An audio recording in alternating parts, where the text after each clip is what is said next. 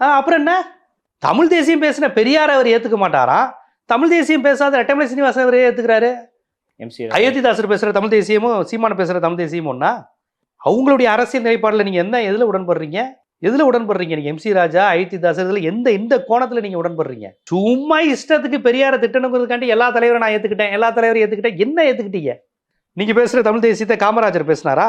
காமராஜர் என் பெரும்பாட்டனுங்கிறீங்களே, காமராஜர் தமிழ் தேசியம் பேசினாரா? தனித்தமிழ்நாடு பேசினாரா? தனித்தமிழ்நாடு கேட்டது பெரியார். அப்போ சீமான் உண்மையிலே தமிழ் தேசியம் பேசினா யார் பக்கம் நிற்கணும்? பெரியார் பக்கம் தான் நிற்கணும். மேடாது குளமாவது தூக்கி போடு அப்படின்னு சொன்னது காமராஜர். எல்லாம் இந்தியாவுக்குள்ள தானே இருக்குன்னு, தமிழ்நாடு தமிழன்கிட்டு இந்தியனா இருங்கடா சொன்னது காமராஜர். அந்த காமராஜரை கொண்டாடிக்கிட்டு இருக்கீங்க தமிழ் தேசியவாதின்னு. முத்துராமலிங்க தேவர் எப்போ தமிழ் தேசியவாதியாக இருந்தார்? அவர் இந்தியாவுக்கு இராணுவ கட்டத்தில் நேதாஜியோட நின்றவர், காமன்வெல்த் கூட்டமைப்பை எதிர்த்தவர், ஏகாதிபத்திய எதிர்ப்பு கூட்டணி ஒன்று உருவாக்குனவர். பிரிட்டிஷ் அரசை நேரு எதிர்க்கவில்லை, நேருவே பிரிட்டிஷ் அரசோட ஆளுதான்